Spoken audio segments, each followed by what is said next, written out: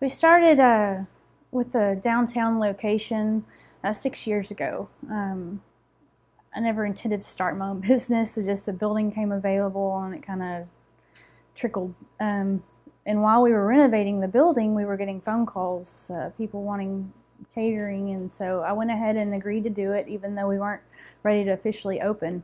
Then word of mouth, it just kept kind of snowballed. We were booking events at least a year in advance, and then so our business kind of evolved and went towards catering, even though that wasn't planned.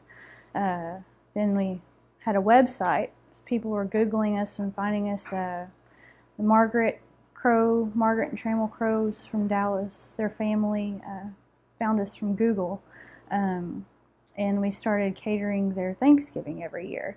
We traveled to their farm in East Texas, a couple hours away, and cater. And then it got to be where they had to have us come because when Mrs. Crow got a little bit older, she wasn't eating right. But then we would come and cater, and she would eat our dressing Thanksgiving, and the caretakers and nurses would come and just hug us and say, can you make this for her, and can you do this? And then she'd come in the kitchen and hang out with us. But that was a pretty big deal. I had no idea who they were. I actually had to go back to Google and figure out why everybody was so impressed that we were catering for them, because they were really big in the real estate and everything in the 80s before my time, I guess. But once I got to know them, I realized how influential they are. And then we also started catering for the Crow Collection of Asian Art Museum, their corporate retreat every summer out at the farm, and then the rest of the families also. Right now, our Christmas catering, we start booking in the summer, or if not the year before, they say go ahead and put us down. So we've kind of got our Christmas catering blocked off, where we have a few openings every year, but we have cater a lot for Easy Mart Corporation, Texarkana Funeral Homes, Offenhauser, a lot of corporate clients, and then we also have some wonderful brides. Someone who doesn't want a cookie cutter wedding, they don't want to go to the country club, or they don't want to have the same thing at the convention center, then they call us. A lot of times we'll cater at people's homes, or Silver Moon, or the Regional Arts Center, and we customize the menus. When we say customize, we don't say here's a menu, customize your menu. We develop a menu for every event. It is a lot of work. It's like opening a new restaurant for every catered event, because you're going back to the drawing board and coming up with new ideas, and then you have to cost them all out. But it makes their wedding memorable. Goodwin Lawrence is one that comes to mind that, I said, these mini tacos are such a pain, but they're so cute at your wedding. But that's how they started, was when we catered her wedding. We did little mini brisket tacos. But she said, well, everybody still talks about them.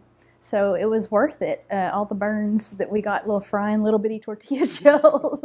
But anyway, the weddings, that's something where we make a big impact in wedding catering. And then we have our normal social events that we do, that if people want something above the average and outside of the box, they come to us. Not only are we professional and we show up when we're supposed to and all this, and we clean up cleaner than it was when we found it, but we also bring a product that's unlike anybody else in town.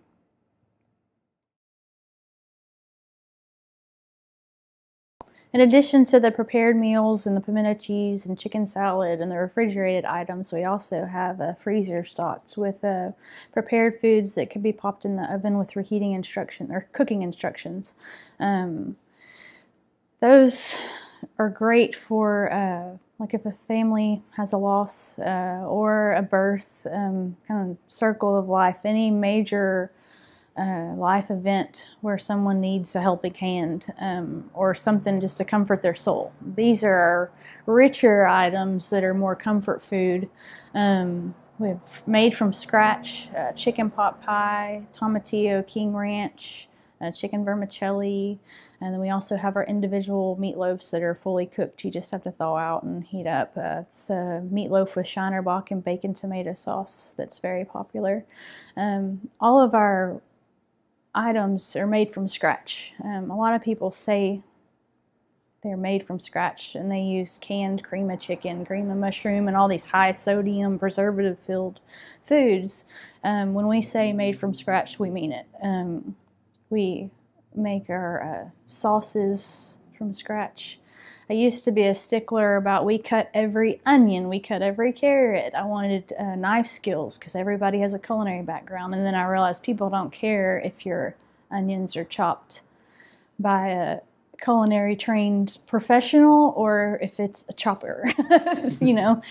So we were extreme, and I realized, ease up, Amanda, it's okay. But everything is from scratch. The King Ranch has roasted poblano peppers, tomatillo, cream sauce, layers of fresh corn tortillas, and some Mexican cheeses. The chicken pot pie is another really popular one. It's got a puff pastry top. They all make an impact. We have like kids that'll come home from college and their parents will cook them leaven for their oven is what we call it. But and then the kids will come home and, Mom, can I please have some food to take back to college with me? Or they'll take food to someone who's had a loss, and then maybe a widow, and then she'll come and we have the small portions.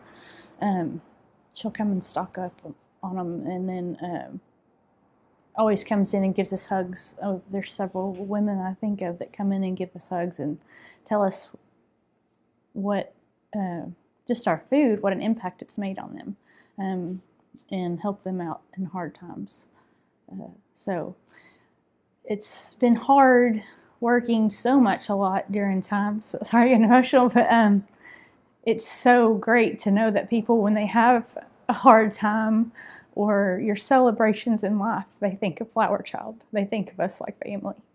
Sorry.